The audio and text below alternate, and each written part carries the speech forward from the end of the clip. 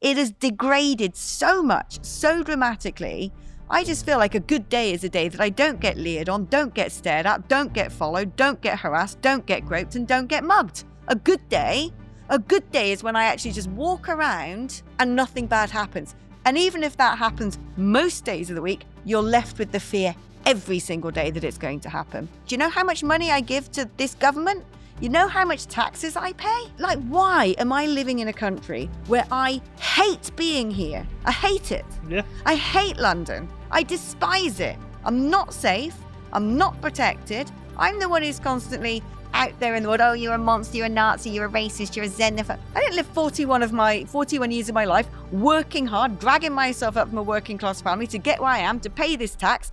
And my thanks is to be name called, have my car bashed in, groped, mugged, outpriced from the housing market. That's how I feel. That's how a lot of people out there are feeling, which is why people are leaving.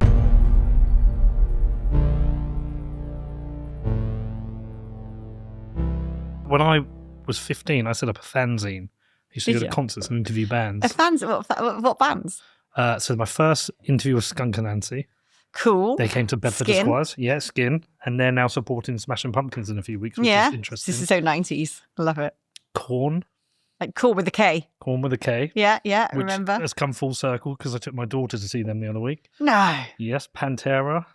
That is, so you're basically going down the world of, what was that magazine everyone used to buy? Wasn't Kerrang. Kerrang, that's it. Yeah, I had a boyfriend at school who his walls of his bedroom were just like Kerrang plastered everywhere. I used to go to W. Smith's and steal it. Did you? No. Did everybody? Shoplifting Kerrang. That is very rock and roll. And Metal Hammer. But yeah, no, there is, I'm distinctly unimpressed. I'm going to sound like an old fuddy-duddy. Distinctly unimpressed with a lot of the young people now.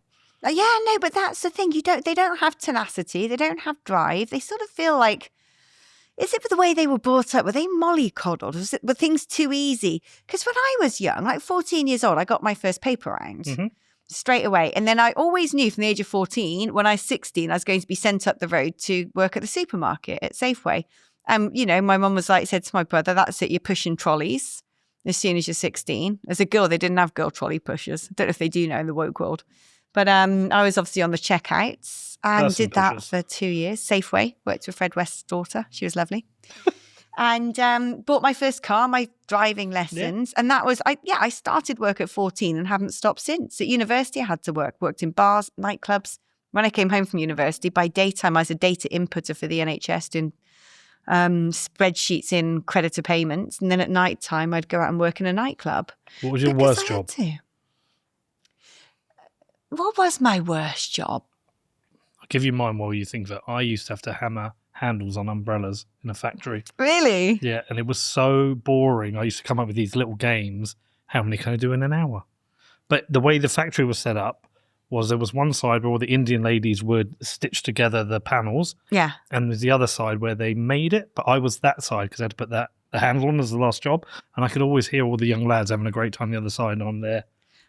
See, I think my worst job was probably working in the supermarket because when you sit behind a checkout, you're isolated, you're by yourself. You know, the next checkout's over there, but you look at the back of someone's head. So you can't actually talk to anybody. So you're stuck in this little booth by yourself. And this was before we all had smartphones. So if it was a quiet day and there weren't many people in the supermarket, you're just sat there thinking, I have no idea what to do with my brain right now. It's sort of like forced isolation. And even then, you'd get people coming to the till and they wouldn't be talking to you. They wouldn't, they'd just sort of not even make eye contact. And it was before mobile phones, basically. And it would make your day so much better if someone came to the till and wanted to actually talk and just said, oh, hi, how are you?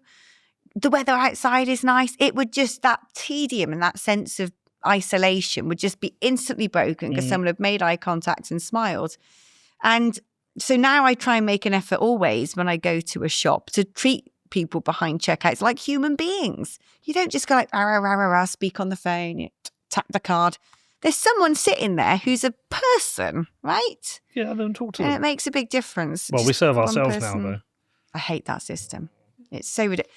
They've done it to save money, haven't they, on staffing and built in all the sort of shoplifting and the non-paying into, well, it's probably cheaper than staffing costs, but it's denied a load of people work, that human interaction.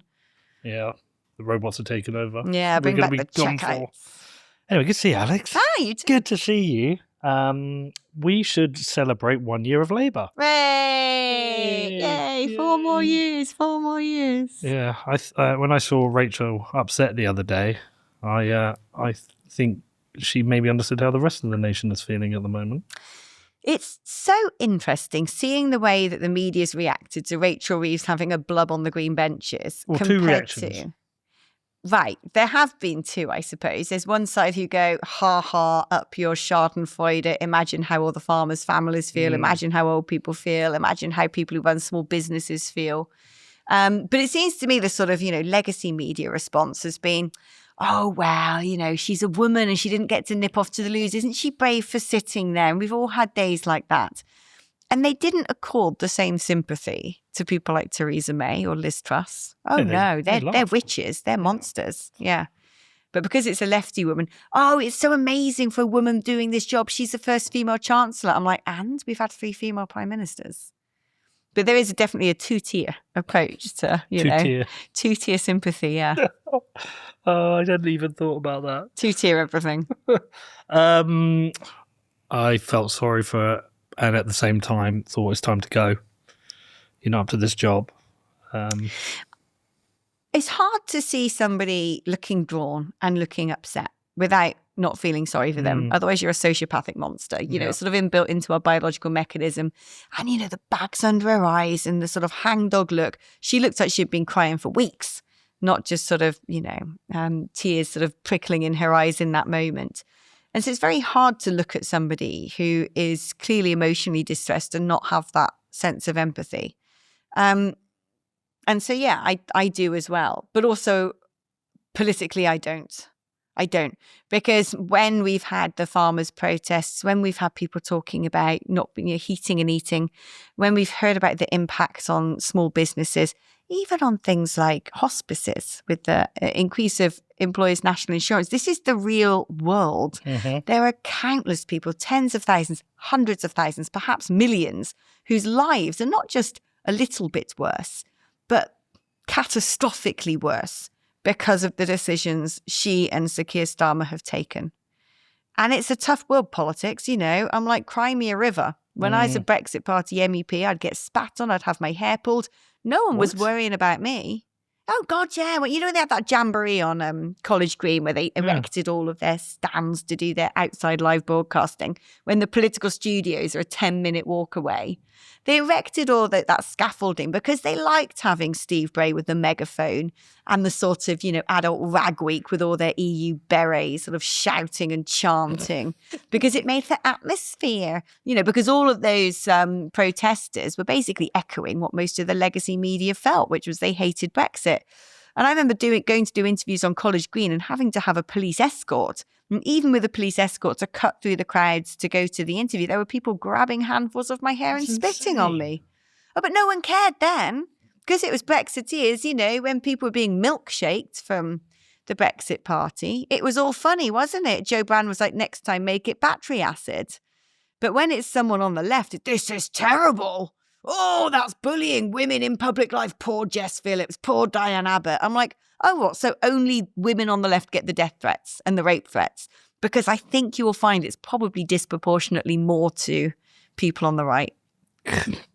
Okay, well, I'm sorry you went through that. That's bollocks. Don't fucking care. I've got thick skin. Well, yeah, but then so I also think, does it do a disservice to other women when she's crying and they're feeling sorry for her?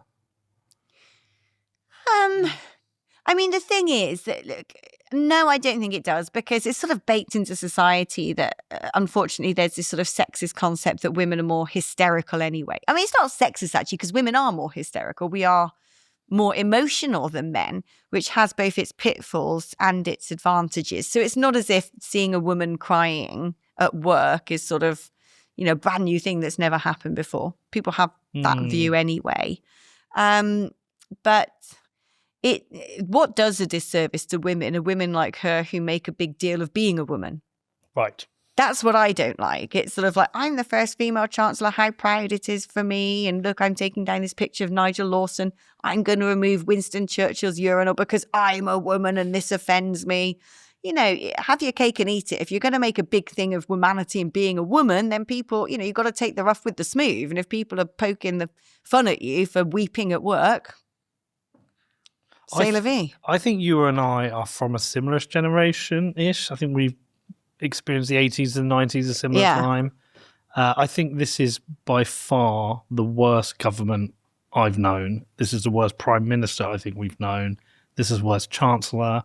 I cannot actually believe what we're faced with. I tell you what, like the last Labour government were competent, right? In a scary way. They did so many things that have led to the damage of today. They introduced the sort of wild open borders. They introduced this sort of government by Quango, stitching up the ability for any future government to be able to actually make decisions on behalf of the country by creating this quagmire of non-governmental organizations, quasi-autonomous non-governmental organizations, that's what Quango stands for, which basically bind your successor. It's prevented anybody after them from being able to do anything radical or, change-worthy about immigration, about the Labour Party under Blair introduced the Supreme Court, which why the heck have we got that? That needs to go. The human rights legislation opened up the borders, has strengthened our relationship with supranational organizations and tied us into international treaties. So I think they were worse because they were competent. This lot just aren't competent. They're rubbish. I mean, these people wouldn't even be supermarket managers for the most part. They're really quite dreadful. Yeah, unemployable. I just don't understand what they stand for or what they're trying to do because they don't feel like a Labour Party. It's sixth form politics for a lot of them, isn't it? That's what I heard today. I read. Where did I read that? Was it Spectator? It said we've essentially got a university politics. Yeah. It's about we've got to be nice, be kind to migrants, yay, up the socialism. But they actually don't understand the mechanics of how to do things. They don't understand economics. They don't understand a growth strategy. They don't understand, the disproportionality of how some policies have massively affected the natives of this country. And they're sort of dragged from pillar to post by loudmouthed activists. And I mean, that's the big problem with Sir Keir Starmer. I mean, if he had a backbone, I think he'd be as scary as Blair because I think his convictions are extremely left-wing. So frankly, their incompetence is, in some respects, a mitigating element. The one that scares me the most in the current lot is Lord Hermer, the Attorney General. Like, what is he about? This guy seems like a radical, worked at Doughty Chambers with Sir Keir Starmer as a barrister, so that's just basically his best mate. He's gone, right, you've got the highest position in the land as the Attorney General in terms of lawmaking. But normally the job of the Attorney General is for, Tony Blair says, we're going to go and bomb Iraq, and the Attorney General has to scrabble together to make that legal. It seems to me that the relationship with Hermer and Starmer is different. That Hermer's saying to Starmer, right, we're going to have to give the Chagos Islands to Mauritius because it's breaking international law, and is signing over British territory because of sort of woke beliefs of sort of the evils of colonialism. When you look at the judge judification of all those trials and making all the sort of rioters and social media posters plead guilty, that, as far as I know, was a Hermer thing. This Lord Hermer character just seems to be an extremely radical leftist, and rather being the person who's there to essentially support the government in figuring out the legalities of policy making, seems to be the sort of puppeteer in charge of the marionettes. Now, I don't know if that's true or not, but I don't think we've looked into this guy enough. He's unaccountable, he's unelected, and he's wielding a lot of power. I think it could get worse because I'm not sure Starmer's going to survive 4 years. Why? How is he not? Because, so from what I've been reading, is that once backbench rebellions succeed, once you can essentially ignore the will of your prime minister, they become more confident in their backbench rebellions. And if everything so I think what he's doing right now, this is my thesis, he's backing Rachel Reeves, knowing full well she's going to have to deliver a budget in October, which is going to raise taxes. She'll be the fool for it. But I think ultimately I don't think he's going to survive, because I think the backbench is already upset with him. The thing is with the Labour Party, the mechanism to remove the leader is quite convoluted and quite complex. In the Conservative Party, you just have to send a letter to Sir Graham Brady. He gets wheeled out of the stationary cabinet, counts some envelopes and goes, right, bye-bye, we're going to have a new leadership election. I don't actually understand how it works in the Labour Party, because it is convoluted and complex. So there isn't really many routes in which you can topple him. And I don't think there's anyone that credible to replace him. But I do think he hates it. I think he hates it, but I think he would be replaced. I think there's 3 candidates. I think Angela Rayner's one, which would be frightening. Yeah. Andy Burnham, although he's not an MP. Well, no, but I've read that he's one of the candidates that they might bring forward. But how could he be next by-election? Oh, right. So, I see. And then I think Wes Streeting. Yeah, but he's got Labour have got to win the next by-election. So, well, good luck. Is that as well. He's also, but he's also embroiled in a corruption case at the moment, so that might affect him. But there's a lot going down with the Oldham stuff, the grooming gang stuff that Burnham's going to potentially get mired in. Yeah, we had Raja Mir in last he's week. Great, he's isn't he? Brilliant. And he's naming MPs who are part of a cover-up. Which is frightening that they're still MPs. But the other one, I think Wes Streeting is going for it. Out of all of them, I'd take Wes. Yeah. Today Wes has just, announced he's going to have this NHS app, which I'm fully on board with. Wes has talked about let's learn from the private sector. He went over to Singapore. I think he's a bloody good health secretary. I think his ideology's right. I think he's a moderniser. He's the least scary. But the problem with this Labour Party is most of them are about 8 years old and sixth form politicians, a lot of the backbenchers. And so they're going to either want, so Keir Starmer are constantly being dragged over to the socialist wing of the party, or they're going to want to replace him with a socialist. I think great news today is the fact that Zara Sultana has set up her own leftist party, because actually to me it's a sort of opportunity for Starmer to open the spigot, let all those who want to be the radicals go. It's a bit like the second clearing out of Momentum, which he actually did very competently first time around.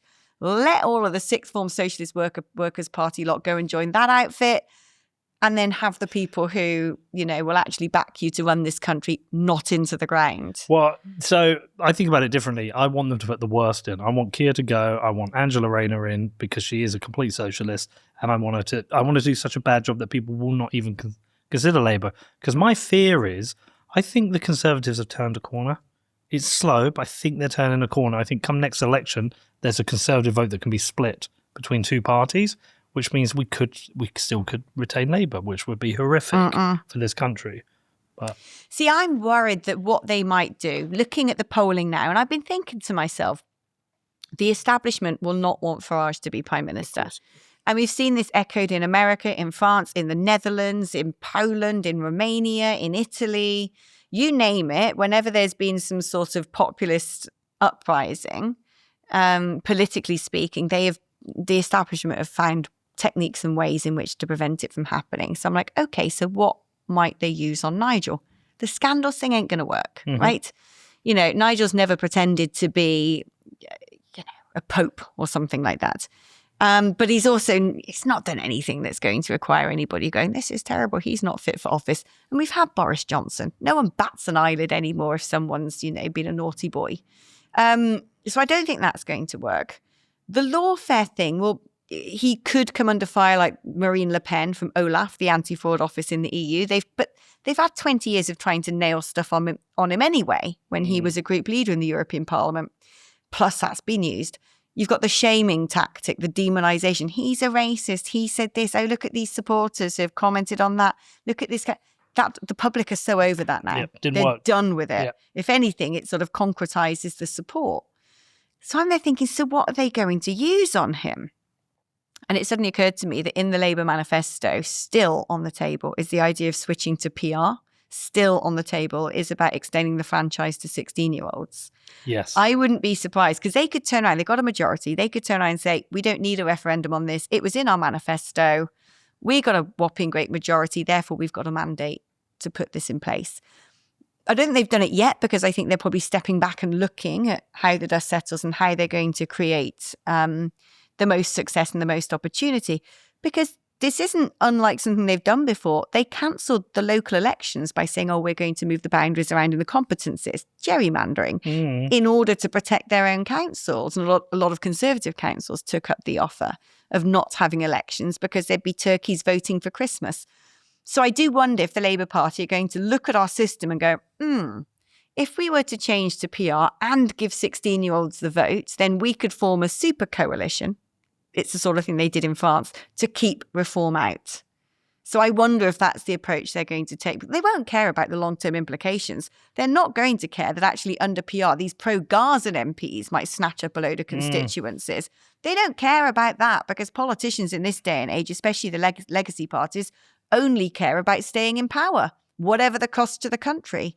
So I wonder if that's the route they might look into. The 16-year-olds voting is a scary prospect.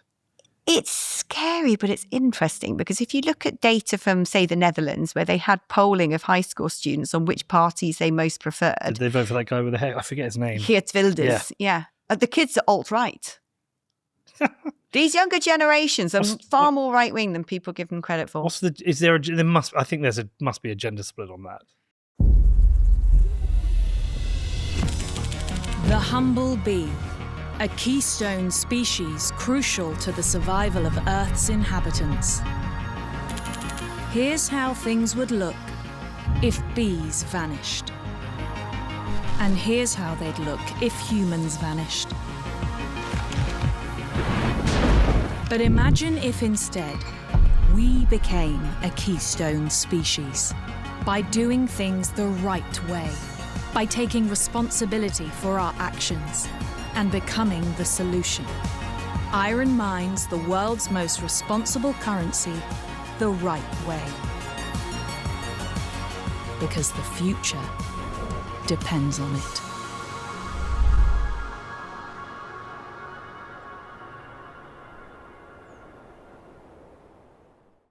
Young boys, I think, yes, are definitely more right-wing. But there is this younger people coming up and looking. This happens in every generation. Young kids look at their parents and go, well, you've cocked that up.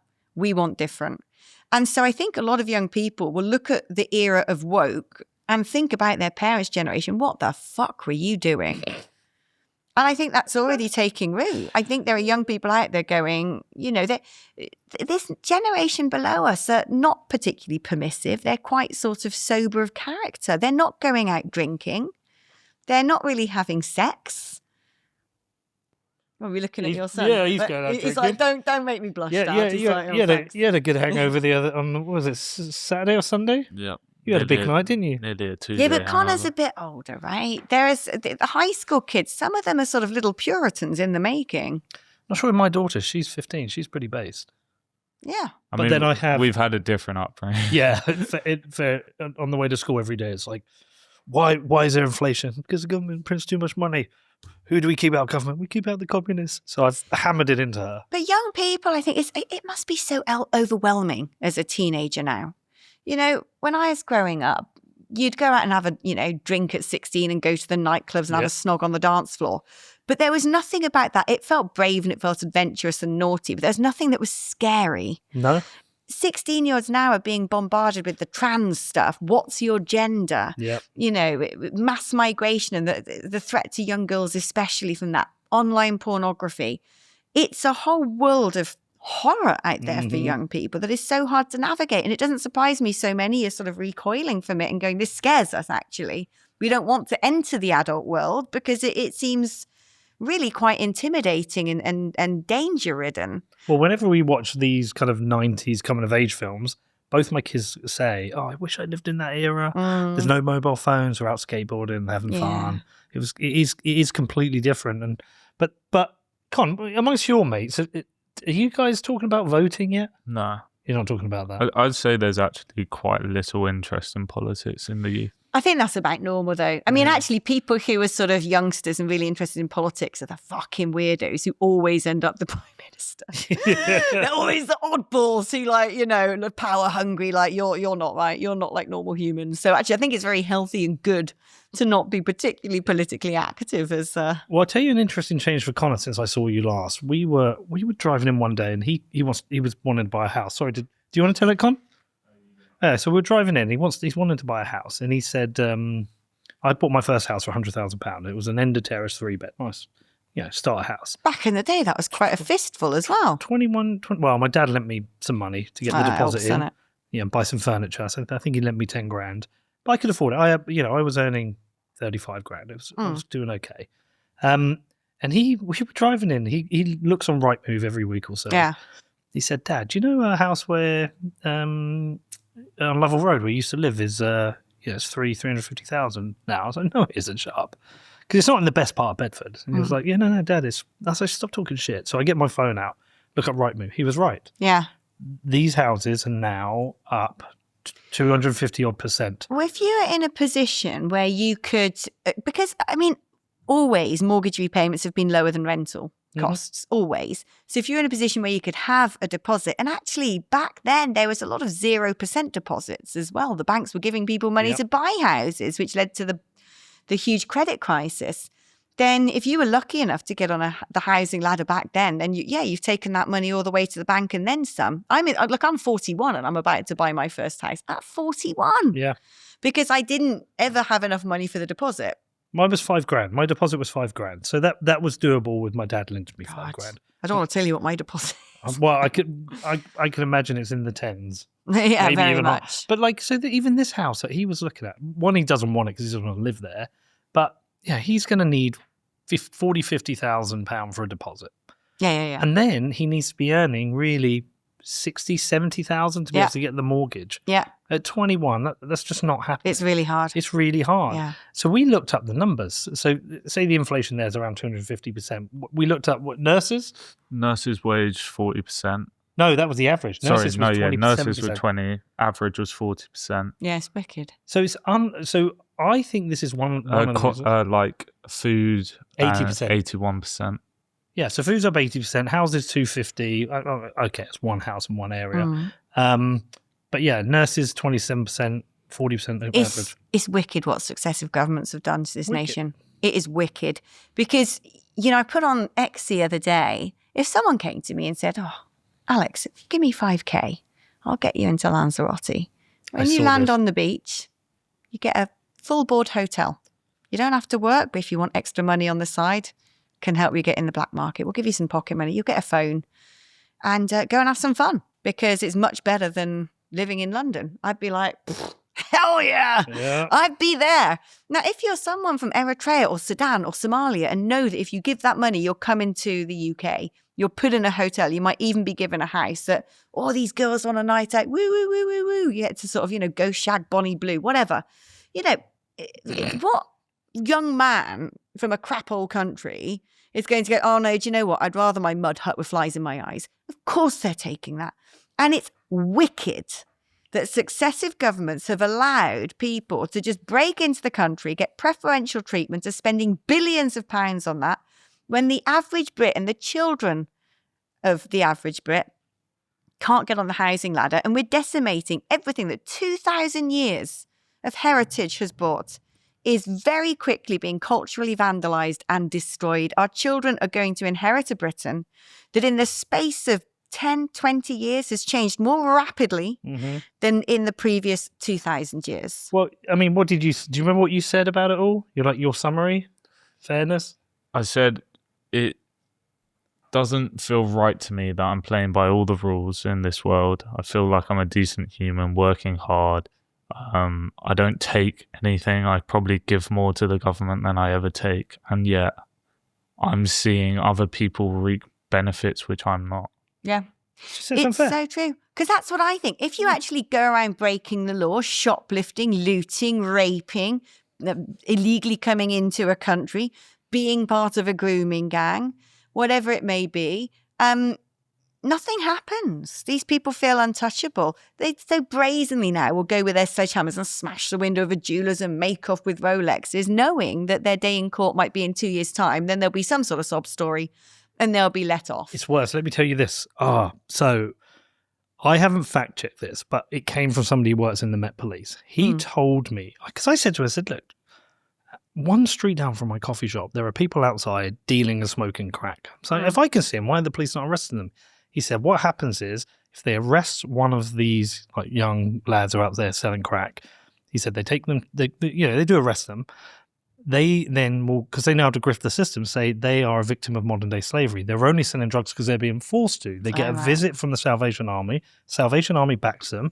They then get released and then they get given a house. They know how to game the system. Yeah, of course they do. And yet every time I hear my letterbox go, because in the modern era you don't get many letters unless it's just 3 points on your license for going 24 and a 20. You parked in a special zone that a resident shouldn't have parked in. We caught you stuck in a yellow box because the congestion was that bad. You crept forward thinking that traffic was going to move and it didn't. Whenever I hear that letterbox, I'm triggered because I'm like, shit, what have I done now? I literally just paid 120 quids of parking fines in my own neighbourhood because I'd parked in what I thought was a residential space, but apparently it wasn't. And you can't appeal these things. Nope. They don't care.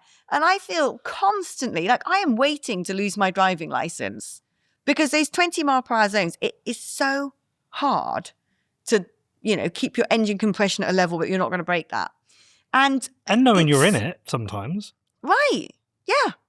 It just feels to me like I'm the one being harassed, persecuted, fined, chastised all the time. And then the other day, I walked past my car in the street and it's been absolutely caved in the front.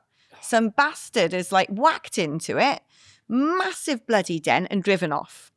And so it was parked outside the local pub. So I go to the pub and I'm like, got CCTV. Can you see what's happened? And they're like, okay, but because of GDPR, we can't share you the details of the license plate because that's private information. So I'm like, I cannot look at that CCTV. I'm not allowed to.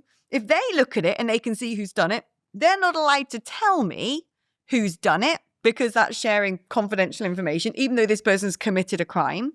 So I went to the police station. The police were like, well, we wouldn't do that. I then got a letter. The Met Police sent me a letter going, we don't investigate this stuff. You're on your own. Yep. I phoned the insurance company and they said, well, if the police request the CCTV footage, we're then allowed to use it to go after the claimant. Well, the police aren't going to do anything about it.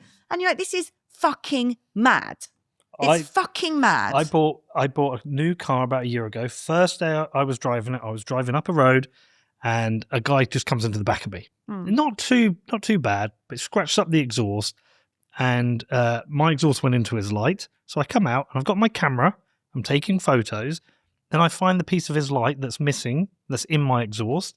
I take a photo of his light that's broken and I say to him, he had a go at me, he said, you slammed on your brakes too fast. I was like, no, the rule is, you've gone into the back of me, you're guilty. He's like, no, you slammed. I was like, look, this is the rules. He said, well, I'm going, and just got his car and drove off.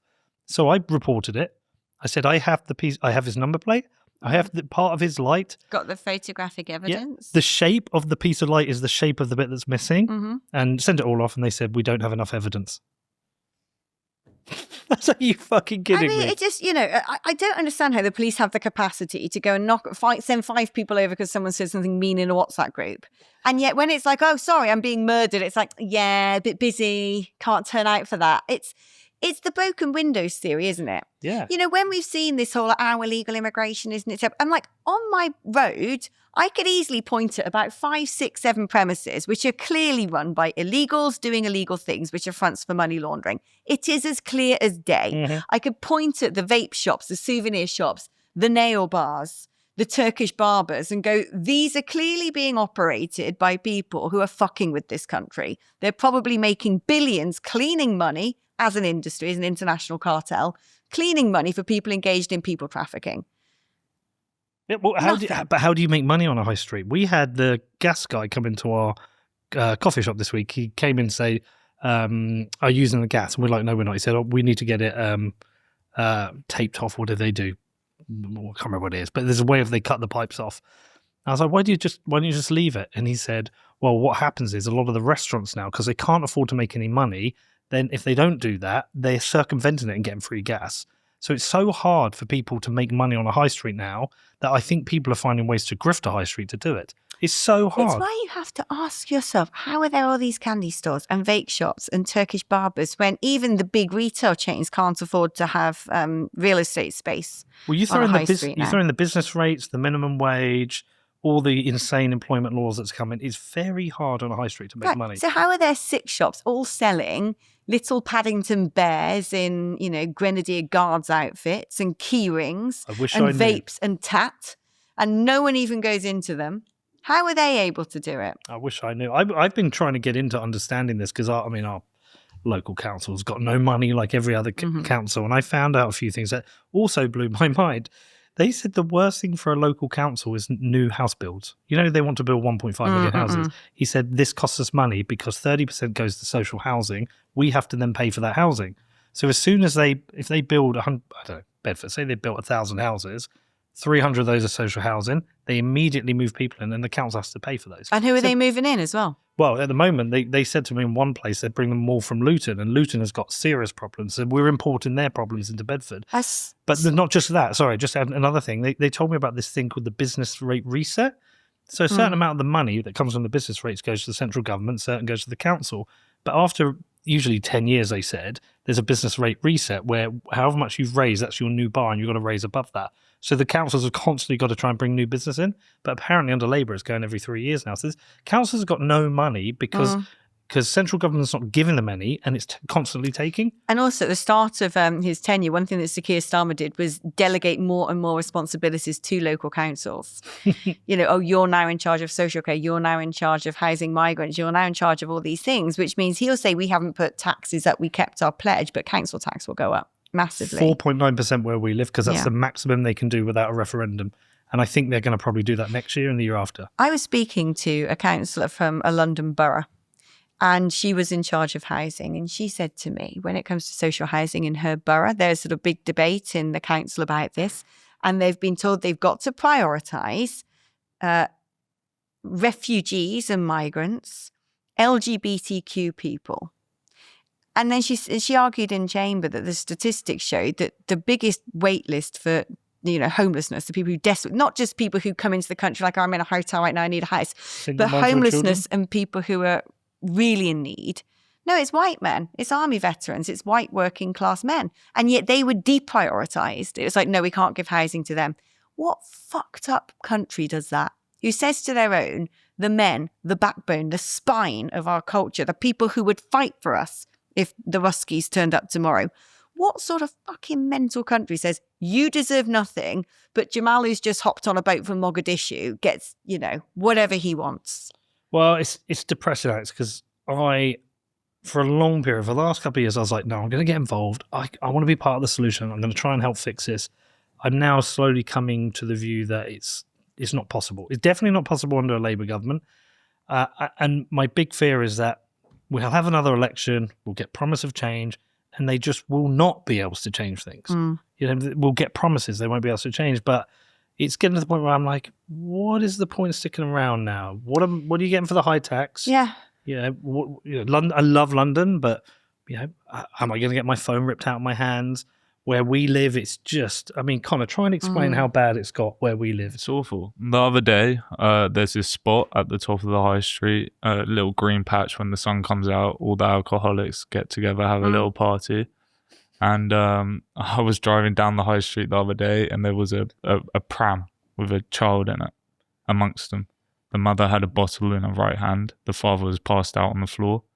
Like, you walk past that stuff on your way down the high street. But there used to be what? They're not even hiding. 4 or 5 people occasionally, and how many would you say are there now? It's a group of 25. Yeah, every single day. How many of those do you think are native Brits, and how many are imported homelessness? No idea. That's another interesting. The other thing, I've seen 3 resuscitated. Yeah. The ambulance is there all the time. So we don't have our problem is important from other towns. We have a remand prison. So what happens is they go to the remand prison, they get out, they're left on the street, they've got no money, so Bedford becomes their home. And the number of people there has grown. But it's not only just, there used to be like I said, 4 or 5, and you used to accept it, and they'd keep themselves to themselves. It's a gang now of people getting off their face, puking, fighting, screaming at people. When we drove around the other day and he showed me, and I got out of the car, I was like, fuck this, I'm going to have a look. I ended up just picking up about 10 cans of drink off the floor. This is a nice, beautiful area in the part of town, utterly destroyed. The police won't do anything about it. They won't enforce the PSPO order. And that's just one area. Then you go down the high street, every day 10 crackheads, they're shoplifting, they're smoking crack on the side of the street. I'm like, what why are we allowing this? I mean, why? the Labour Party have changed the rules on homelessness, which on the surface of it looks quite wicked to say that homelessness is illegal, but which is now legislation they've lifted. But this means the UK is now vulnerable to the same sort of tent cities that you've seen in America. Yeah.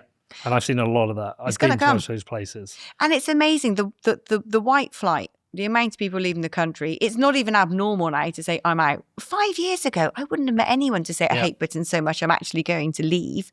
And everyone wants to do it. And you're buying a house instead. Yeah, well, no, I'm buying a house in like proper England. I'm getting out of London. You could rent it to the council. That- You could turn it into HMO. Hell no, I ain't doing that to my own country. But London's gone. I mean, London, I just despise now.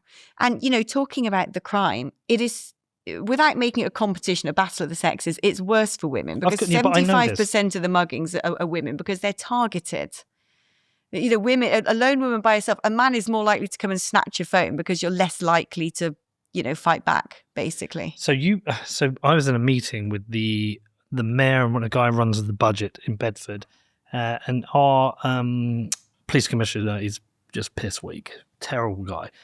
We've had in the last 2 months, I think it's 64 attacks on women on our high street. 64 in 2 months. I could be wrong by 10 either side. And so they made a complaint, and he said apparently the commissioner said, oh, it's not a significant problem. And he said, well, what number is a significant problem? Right. Because this is, I mean, it's 64 over 2 months. That's every single day a woman is being attacked on the street. Yeah. And just downstream from that, well, as someone with a business owner, I'm thinking, well, I'm going to lose customers here because people are just not going to come into the town. Yeah. Well, this is the thing. So I went to an event in Trafalgar Square the other day, and huge crowds, and I was queuing up to go to this event, and, you know, a man copped a feel on my arse, 2 big handfuls, as per usual.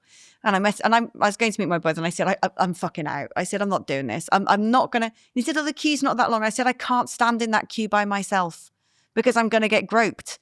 So I just said, fuck it, I'm going to go to the pub. It's a safe area. Walking to meet you today, finding here, there I am on my phone. And I'm even thinking to myself, I cannot look at Google Maps on my phone because if I get mugged, I'm asking for it. And my boyfriend's like, I can't believe this stuff keeps happening to you. I'm like, can't you? Spend a day as me. Spend a day when you come out of TV studios with all your makeup on with blonde hair and walk about London and you fucking see what it's like. It has degraded so much, so dramatically. I just feel like a good day is a day that I don't get leered on, don't get stared at, don't get followed, don't get harassed, don't get groped, and don't get mugged. A good day is when I actually just walk around and nothing bad happens.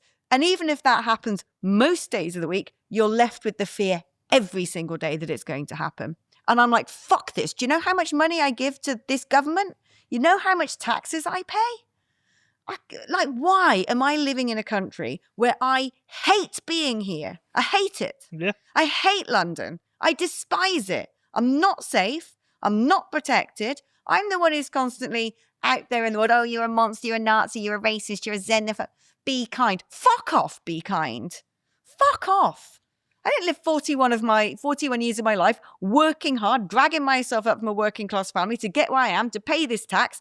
And my thanks is to be name called, have my car bashed in, groped, mugged, outpriced from the housing market. Fuck off. That's how I feel. That's how a lot of people out there are feeling, which is why people are leaving. And 5 years, even 2 years ago, it wasn't this bad. When I turned around 2 years ago, 1 year ago, and said about, you know, foreign men following me down the street, and there was outrage about it. Outrage. Oh, isn't she terrible? Isn't she a monster? Look at, how do you know they're foreign men? What sort of a racist are you? Now you've actually got the Casey report going, guess who's behind most of the grooming gangs and sex attacks? Foreign men. Well, you wouldn't have thunk it, would you? Why is it that we have to get to the point that in order to be believed, somebody with a title has to do some sort of report and have some sort of statistic?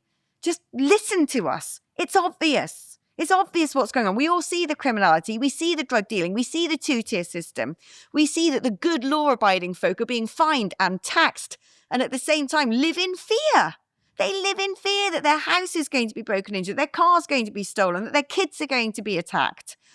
It's just, I don't know how Britain has deteriorated so quickly, so rapidly. It's almost crazy to think that 2 years ago, the sort of conversations that we're having today either weren't being had or would seem so extreme. Fringe. And now it's normal to just go, oh, well, poor women. I'm like, where were all of these people who are now women's safety and migrant men? Where were you 2 years ago when there were some of us out there on our own putting our heads above the parapet? You weren't so brave then, were you? I mean, I'm glad the conversation's happening. We do need a radical change of government. And what we're going to need is a sort of prime minister who, frankly, brings about some very fucking unpopular legislation. And one thing I love about Nigel is he's always said, I'm not a populist.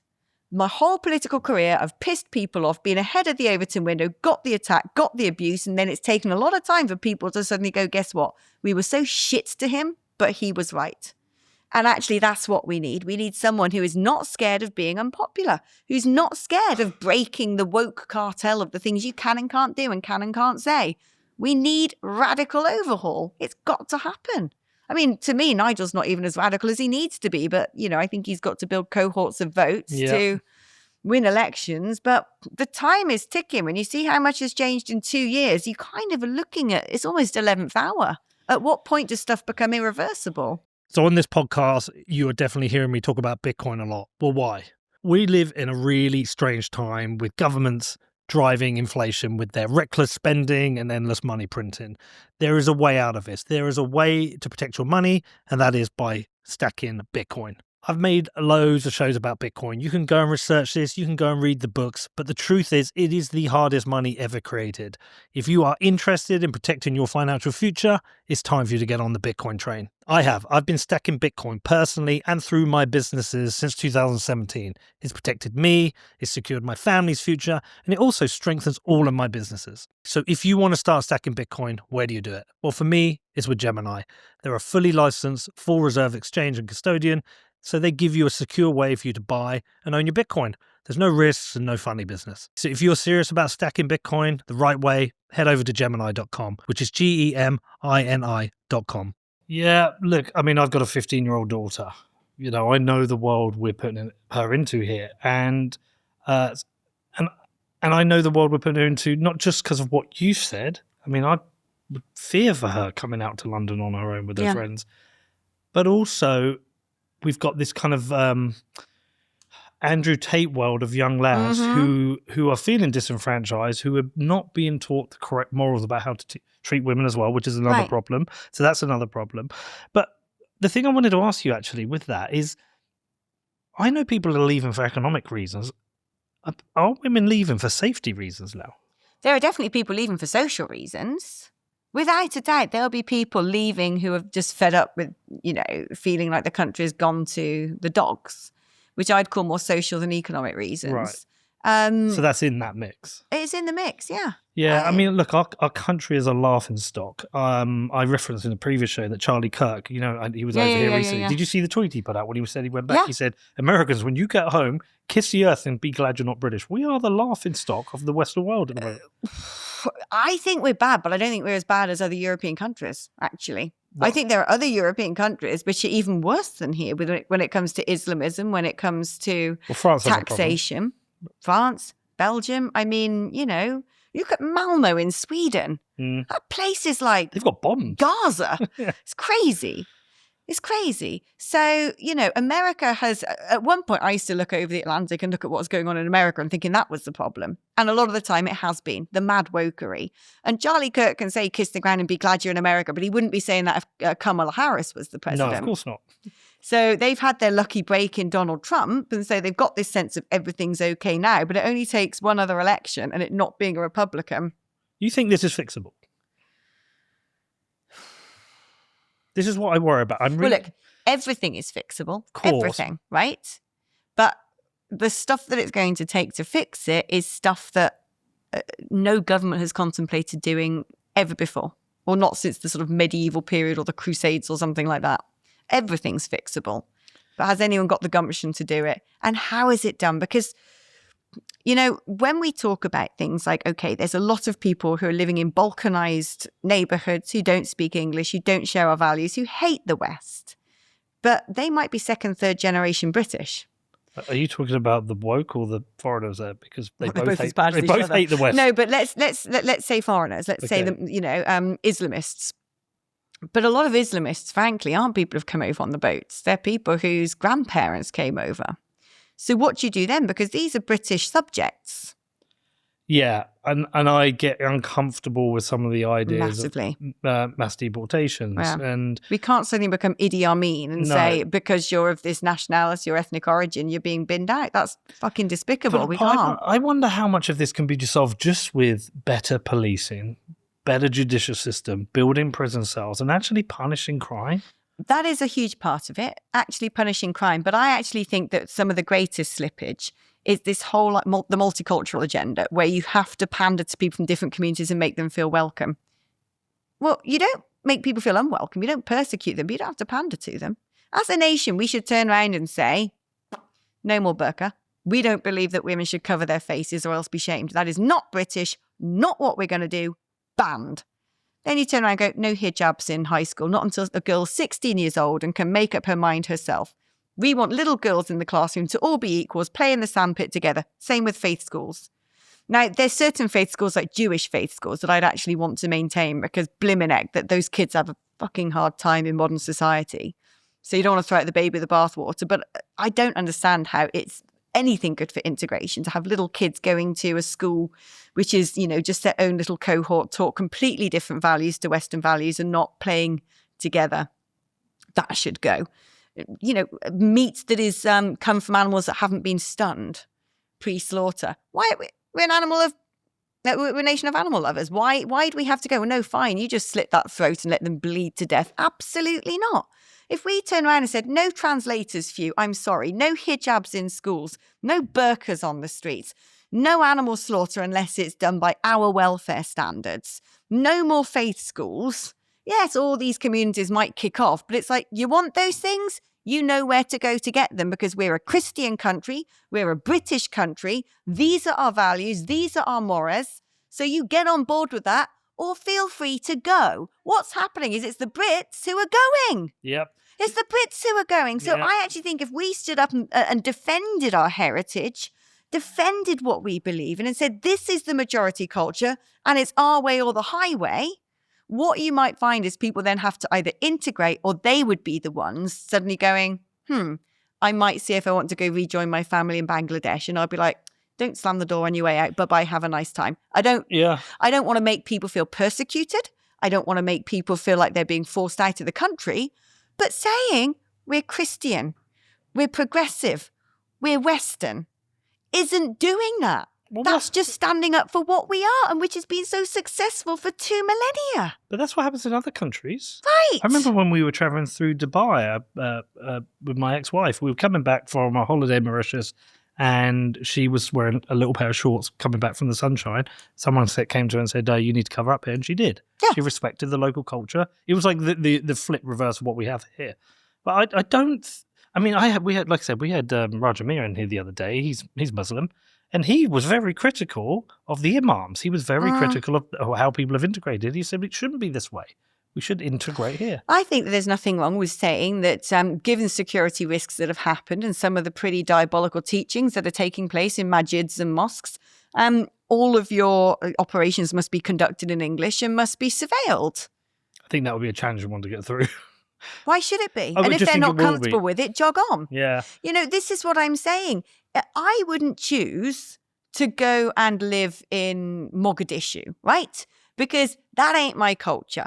I wouldn't want to live there. I wouldn't want to live in even Bahrain, right? Lovely country of lots of money, a great ally to the West. I wouldn't choose to go and live there because I wouldn't want to live in a Muslim majority country where I'd have to adapt to the way they do things.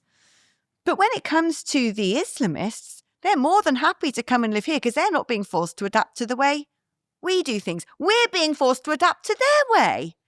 It's balmy. If we just stood up, when you've got Muslim parents going to saying, I don't like this place being called St. George's School anymore. I don't like there being a Christian assembly. I don't like the fact there's a cross on the side of the building.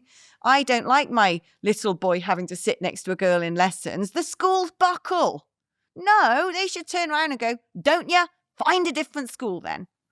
It's very simple. If we just stood up and protected our own culture, it's not persecuting anybody. It's just looking after something that's been so successful that most of the world has emulated, that has brought us prosperity and peace and democracy and all of the great things we should uphold. There's nothing wicked about actually preserving, safeguarding and ring fencing all the things we believe in that have been proven so successful, which is why people want to come to this country, because we got the cash money, because we don't have unbridled amounts of criminality, although we're changing direction on that. It's why we're such an appealing place to come. So why on earth are we actually bringing everything down to the lowest possible denominator, going, well, you can't talk about banning the burqa? Why can't we talk about banning the burqa? It's the most disgusting, dehumanizing message that actually a woman with her face out is some sort of siren, that she's responsible for the sexual urges of men, that it doesn't matter what happens to her. She's brought shame on herself because she's not walking around dressed like a fucking ghost. That is the most repulsive attitude, medieval, misogynistic, not British. Why is it so controversial to say that shouldn't be welcome here? It should not. It's bloody simple. Nigel needs to find 300 potential MPs. Have you thought about it? I don't think they'll want me after this. No, of course I've thought about it. I think about it all the time. Yeah. Did you enjoy your time in politics? Yeah, I still am in politics in many respects. But you know what I mean, when you were, because you were Brexit Party. I mean, that was great. I mean, it was crazy, tumultuous periods, but being an MEP is a very privileged thing to be, albeit for 6 months. And I'm glad it was only 6 months, because it's a profligate waste and a mockery. But you're not tempted to become an MP again? Yeah, no, I think about it all the time. And not because the thing is, you know, if I were to become an MP tomorrow, I'd be earning less money than I am now. That I'd be having to sit in parliamentary debates until 11 o'clock at night, that my safety would be compromised. I'd need some sort of emergency buzzer. You know, this idea that being an MP is a wonderful job, in fact, it's pretty cruddy.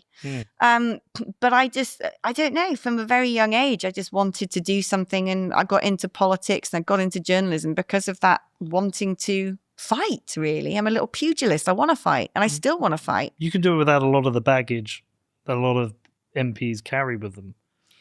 I think for me, it will come down to how am I best deployed. If I'm going to be more effective on the airwaves, banging the drum and trying to move the debate by being a broadcaster, then great. If I think I'm going to be more effective by actually being elected, and you can do both. I just do both. For now, you think the off-communists are going to allow that to continue? No, of course not. And it's very difficult. You know, you've either got to do something 100%. You put too many eggs in too many baskets, and everything suffers. Do you know what I mean? I will know in time what the universe wants me to do, where I'm best deployed. I always thought I would end up in Parliament. If Reform ever had a government, I'd have serious FOMO if I wasn't in cabinet. I really would. But at the end of the day, it's not about. It's about where we're best deployed and where our skills are and what we'd be best doing. And frankly, right now, I don't know. See, separately from that, I think the time is right for significant change. I think there's appetite right now in the country. I think people are so sick of it. It's a bit like with inflation. We all suffer small amounts of inflation. You have to have Argentina levels of inflation to basically say, I'm sick of this. I think there's an appetite right now, because everywhere I go, everyone I speak to, people are pissed off. I know there's a handful, 16% of Labour voters are content with the job he's doing, or 60% of the population. But I think there's just so much. I'm surprised we haven't had more protests on the streets, and I think they might be coming. Well, so that's interesting. First of all, it's not really in the British DNA to have manifestations, to have protests. The French fucking love it. You know, going on a crève is like a national sport. Burn some tyres, beat up some police, set some fires in the middle of the road because the pension age is going up by 1 year. In Britain, we've never really been those kinds of people. We don't really. We have got that stiff upper lip. We don't tend to. We're sort of. Might write a letter of complaint after the third time of being pissed off. So on one element, it's not in our character. But the other thing is the way that, and quite deliberately, the way that the sort of reaction to trying to quell the situation after the Southport massacre, the way that was curated and choreographed was designed to put the fear of God into people. It was designed to make sure that people did not turn out on the streets. And I think that has actually had a significant impact. Yeah. It has because, it's why they don't want a national inquiry into grooming gangs. At the moment, they've realised they fucked up the country. And so now they're just in management of, we've just got to stop there being an insurrection. And that's more of their focus than actually preventing the decay. And it has worked. It has had the chilling effect that it was designed to have. That national inquiry came out suspiciously a few days before the Casey review. Oh, it's leaked, wasn't it? Well, Raj is sort of good on that, isn't he? They had their hand forced on it. Yeah. I think that, look, I'm going to be careful what I say, but... Don't be. All right, thanks. Yeah. Just say what you So if there's a libel, will that come after you or me? Who's paying it? It's actually both of us. Is it? Yeah. So you've got more money than me, so it's you for saying it, and it's me for will broadcasting. you pick up the bill if we get? It depends. buggered? What I've learned from the libel case I had, which I Right. sneaked through and got lucky with, which, by the way, did I tell you about that? So I called a guy a fraud on Twitter who was a fraud. Right. I lost the libel because I couldn't prove it because he lied in court. He got a £1 judgment, which made me the winner. Because judges don't like liars, but I spent nearly 6 years and my legal fees were over $1 million, about 1.2. Right. His were 3.5. If I'd have lost, I would have had to pay that. I would have been bankrupted. So really, when somebody comes to you for libel, if there's any chance you lose, even if it's 50-50, I would now just write the check because they'll ask for 100 grand. That's the worst thing. So talking about that, guess which little fucking chancellor tried to come after me for libel? Who would it be? Someone like Dale Vince or Owen Jones? Or... No. It was that fucking weird lawyer who was the first one who was representing the Manchester airport thugs. Oh, really? You know that guy with the sort of sunglasses who's like, he does that little point thing, like whatever he does, and he has his little videos in his sports cars. Because I just know Dale Vince has been going after anyone who criticises him. Oh, has he? Yeah. Yeah. But okay, so I'm going to say in couch terms, because I don't know who's going to libel me because it's not an individual. But look, having done by-elections when I was in UKIP, right? Places like Oldham, places like Peterborough. In politics, there's a known that in certain constituencies with certain demographics, there's a whole lot of funny business that goes on with the postal vote. Mm-hmm. And it's a certain community I know who about this. do the funny business with the postal vote. I've seen it with my own eyes. It's not even I've seen it with my eyes. There was a guy prosecuted in Peterborough for doing this who was then at the count when it was a Peterborough by-election. We know that there's been people prosecuted for this in Tower Hamlets. We know who the people are, which community and what they're doing and ballot stuffing and messing about, having fake names on postal votes, trading them across different constituencies. It's the politics of Pakistan, right? And other places, other parts of the world where, election rigging is just normality.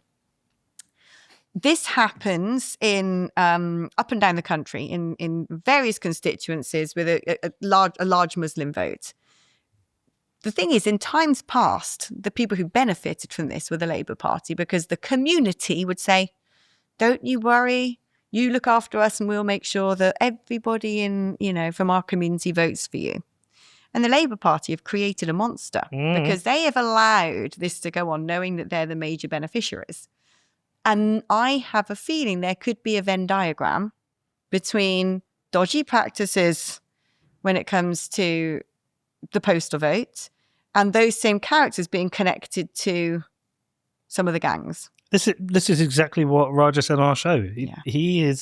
This was a protection racket for votes. I would like to see under parliamentary privilege someone questioning the Labour Party on this. It's the only place where you can do it, right?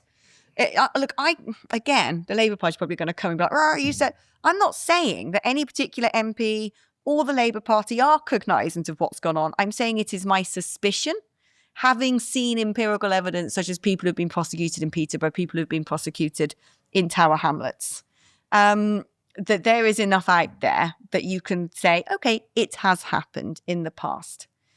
It's only if someone stands in Parliament and says, how much have you been benefiting from dodgy practices? Is this why you're so afraid of there being a certain inquiry?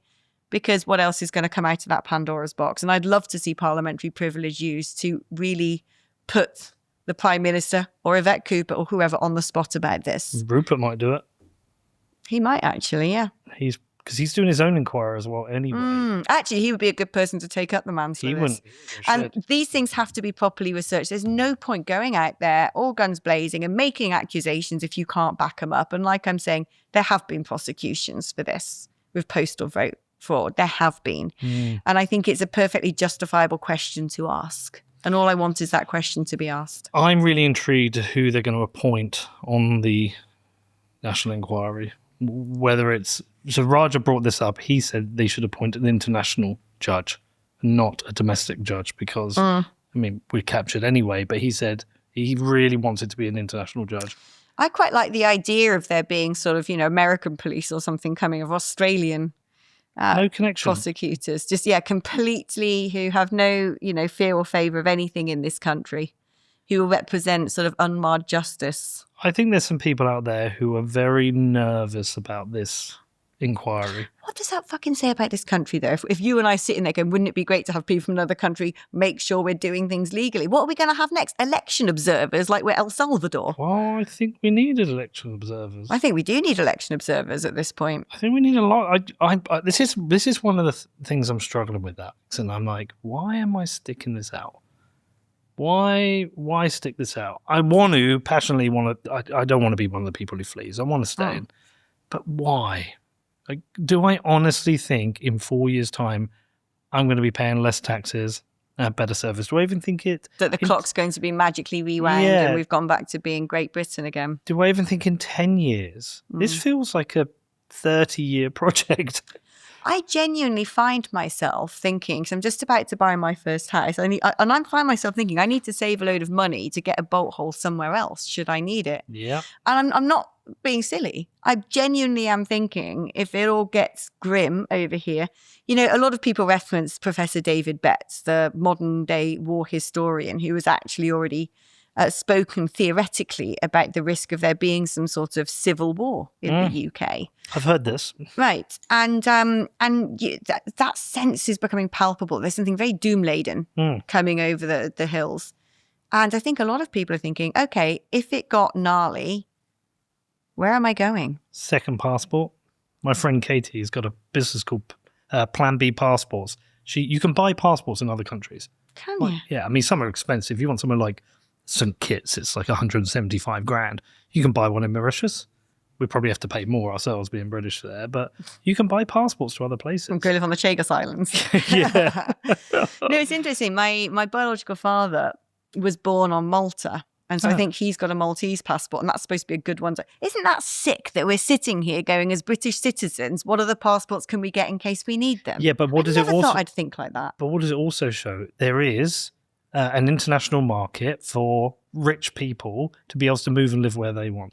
Whereas here, we're trying to scare them off, and we're saying things like they're tax dodgers. Well, if they want to go, then we'll be better off without them. No, we won't. We are not better off without rich people here. We're not better off without their money, with their job creation. I know it's annoying because they all have trusts and they're offshore properties and their offshore bank accounts, and they know how to hide their money. I know it's annoying, but we're still better with their money. And these people are going to Portugal, they're going to Dubai, they're going anywhere but here because they're being taxed too much and they're being treated like shit. They're actually being demonized for either being successful or their parents are being successful. Yeah. It makes me so angry because they're the job creators. Yeah, and also they're the ones who pay all the money into the blimmin' exchequer. Yeah. Where would your Plan B place be? It's a good question. So if I wanted to be able to come back regularly here, so there's certain rules. At the moment, I could only do 90 nights because my daughter's still in school. So I looked at Portugal. You can get a 10-year golden passport. And for the amount of money I pay in tax, I can essentially buy a massive beachfront property, brand new build in Lisbon. But what's their situation like? Because when you see video footage, I mean, we might look at somewhere like Portugal, it looks better there, but don't they have the same issues as us, the same declinist economics, the same mass immigration? They have some, but they have better food, they have better wine, and they have better sunshine. And so if you're going to do it, at least give me the wine and the sunshine. Yeah. But I've looked at that. I wouldn't go to Dubai. It's not my thing. It's no, I wouldn't want to do that. So I've looked at that. I've looked at things like just somewhere like the Cayman Islands. Just go to the Cayman and I'll just go, okay, look, the world fucked. I can't make a difference. I'm just going to go sit there and just go and live by the beach. But look, I'm sticking it out for now. but I won't stick out another Labour Party. I just No, cannot. I I feel like cannot that. do it. Do you know, I actually feel like if they bring in this Islamophobia legislation, I'm gone.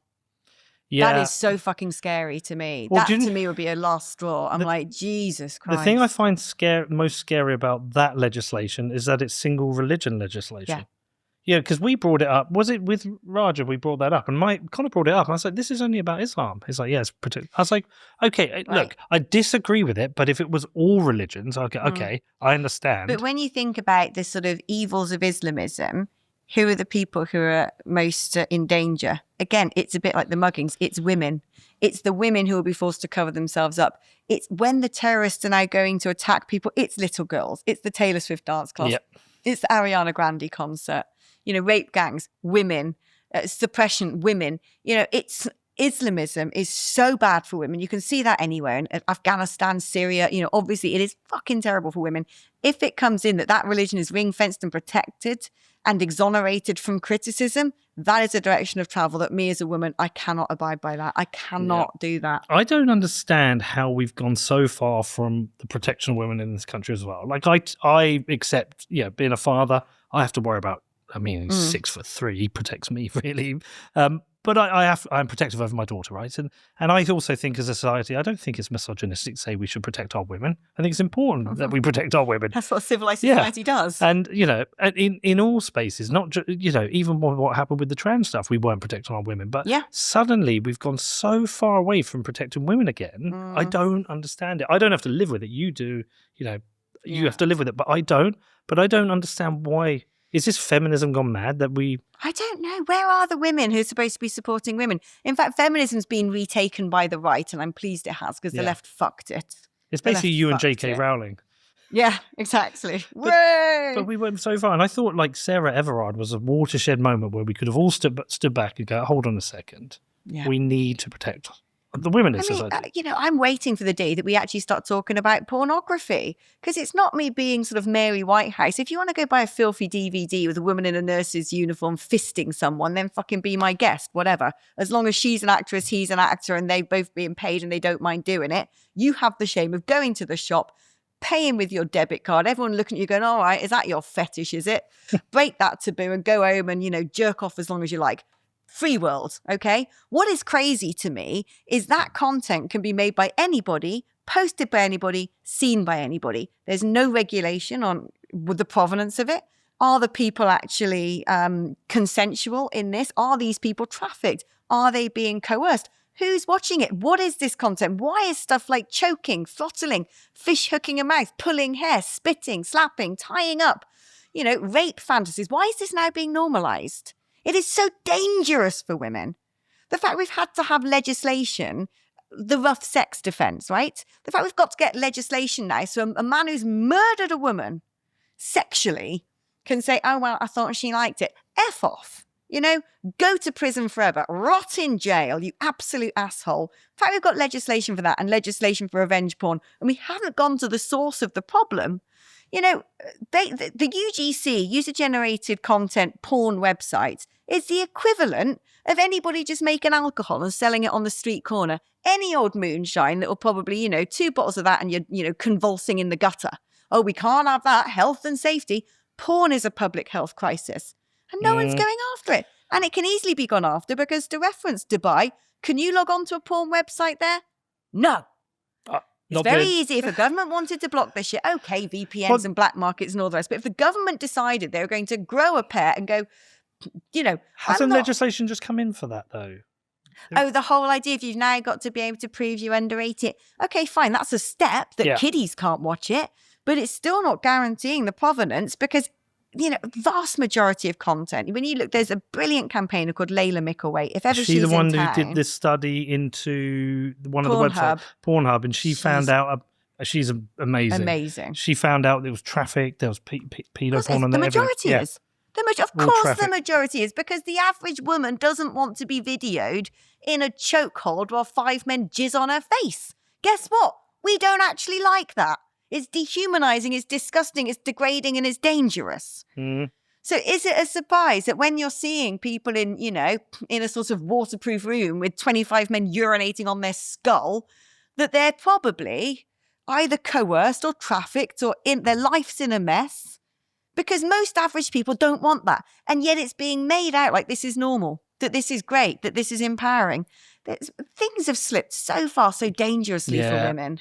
I find that's where it challenges my whole free speech, But there's a difference between free speech and I'm with you. Yeah. activity. The way that people sort of conflate the idea of things that people are doing online in terms of acts with free speech, they're different things. Say what you like. Don't go and chop someone's head off. Well, look, I'm okay. Actions and words are different. No, I'm okay with it. I'll tell you why I'm okay with it, because we want to protect our kids in society. We don't let them smoke. We don't let them drink. We try and keep them away from it. Yeah, kids have got phones from 12 years old. I've got no idea.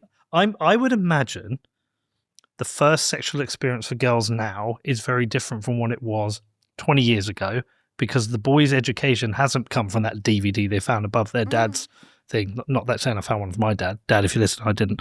But they're now getting it from, they're going on, they're immediately exposed to hardcore pornography, and maybe that's what they're thinking sex is. And I think it's probably changed. And the solution is for, schools to say, we must go into school and give little lessons on if you're going to choke someone, this is how you do it without actually asphyxiating No, them. they don't. They do. No, they don't. Do. Are you kidding me? They do. No, Kids are being given lessons on how to have anal sex safely, on how to choke someone else safely. I would pull my daughter out of school if they tried that. Well, you better bloody check the curriculum then. Fucking hell.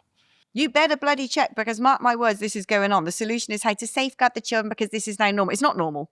It is not normal. Like I said, if people want to watch that stuff and there are actors and actresses willing to perform that stuff, it is a free fucking market. Crack on and crack off, if you will. But it cannot be done in an unregulated fashion, in the same way that I'm not allowed to cook up paracetamol in my garage and sell it as some sort of pharmaceutical, to anybody with a headache. You can't just have stuff. The porn industry is worth billions and it takes the piss. And actually, if you look at the people, the big investment portfolios buying into the porn industry, don't tell me it's a big Muslim country, isn't it? No, it's They not. know what they're doing. Yeah. Have you got receipts for that? I got receipts for that. Oh. I think I need to actually check with porn. Can we find that out, Con, actually, who's behind, who now owns Pornhub? I'm sure it's a big sort of UAE investment fund, but I could be wrong, so we actually do need to check that. But it's, at what point did everything become so ultra liberal to the point of harming society? I don't know. It's not a good look. Ain't nothing wrong with rules and regulations. Maybe it was the internet. Maybe everything, there was some of it going on. It was hidden. It was just hidden. It was the back streets. I don't know, but and is this like the final scene on No Country for Old Men, where we're the old fuddy-duddy people and this is just how the world's changed? But you know what? When you look throughout eras of history, this is what it does. Culture's like an elastic band, and it will stretch until it gets to the point it snaps back. If you look at the sort of periods of history and the sort of licentiousness ahead of the Victorian era, and then all of a sudden it's like, well, you can't even show the sort of wheels on your piano. You better cover that up with some sort of, whatever they call it. The tables had to have tablecloths to the ground because it was considered immodest to show a table leg. Yeah, in the Victorian era, there was all these it became very stern and very austere and very sort of anti-sexualized, because the period before it was like fucking live and let live. And so I think we naturally go through these cycles culturally, and I think we've sort of probably hit, I think we're snapping. Peak. Yeah. Like I was saying about the young people, the sort of 16 and below, who are actually quite austere and quite puritanical. I think something's happened that all of a sudden it's gone, okay. Because if we don't snap back, then what have we got next? Like Rihanna literally giving Drake a blowjob in a music video and it being played at 2:00 in the afternoon to a classroom of 5-year-olds. I mean, where else do we go further? It's very important that you don't lose this, okay? This is your inheritance through Bitcoin.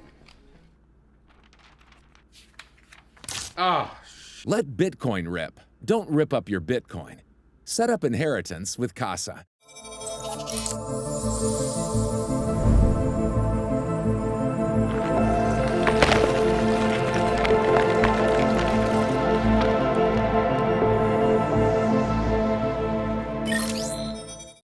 I do think we need to ostracize Bonnie Blue.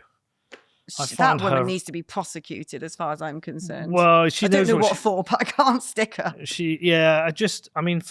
I've got questions. Canadian, I'm. Canadian. Oh, it's Canadian. No, but is there not other? Oh, I'm sure there's something about foreign portfolio. Anyway, I'm gonna have to get those receipts and We'll check that. WhatsApp you. We'll Yeah. check that. But I just don't understand her existence now.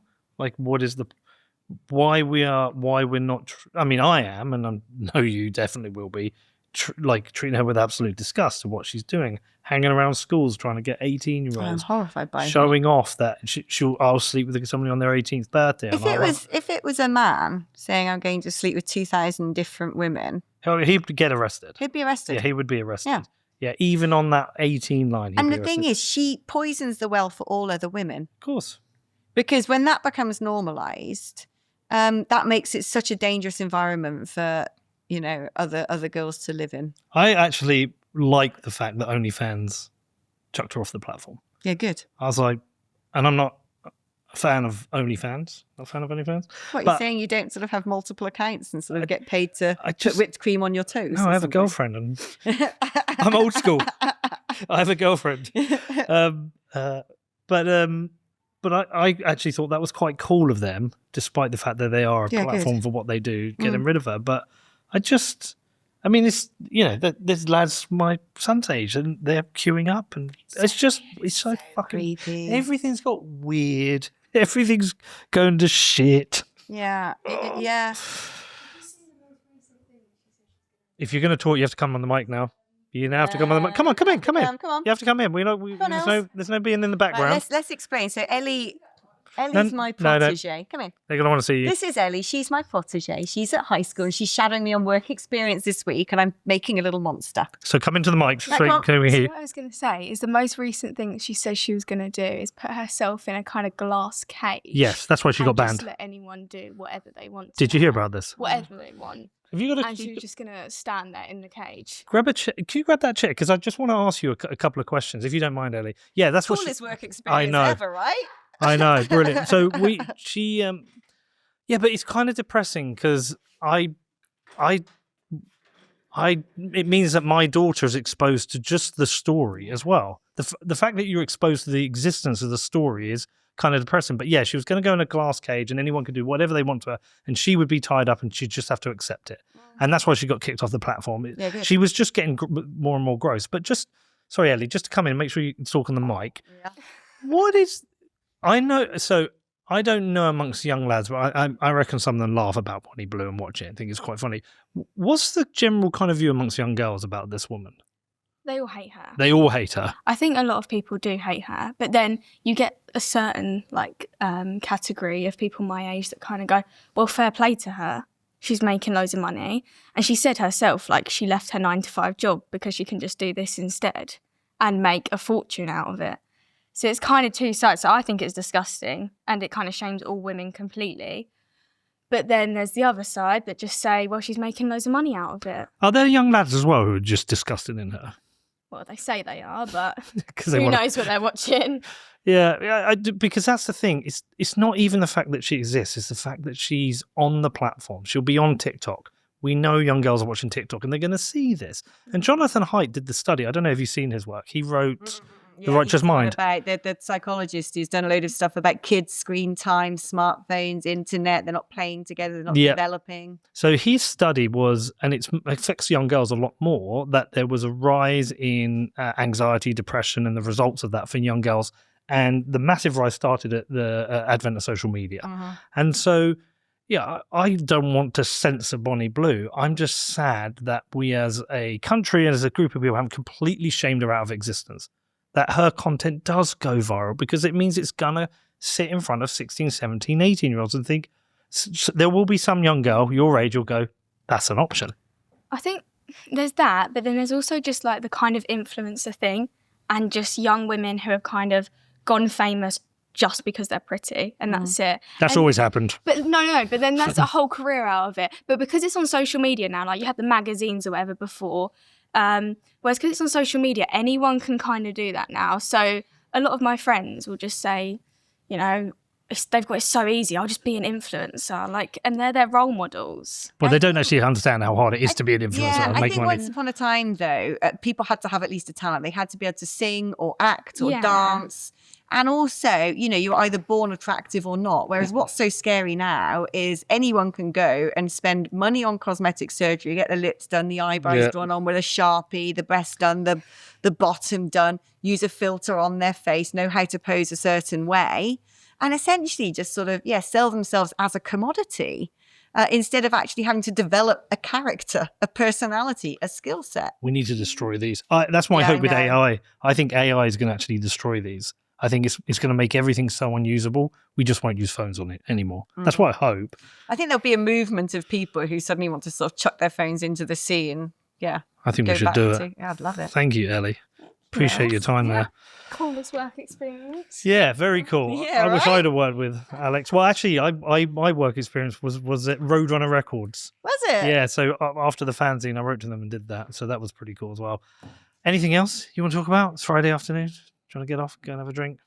Do you know what? I'm going to Silverstone tomorrow, so Are you? early night sleep. I've got to drive all the way up to the circuit and crack a dawn. Yeah. A little bit jealous. We're me and Connor off to Singapore. Really? Yes, we're going to. Do you know Balaji? I can't say his surname. Shrivanesian. I'm always. I like pronouncing this. Do you know Bajashran? Yeah, he'll kill me for that. Yeah, So no. he, I've known him for a while. He wrote a book called The Network State. This idea that everything's so fucked. What we'll do is build a network of people around the world who think similarly, work similarly, successful.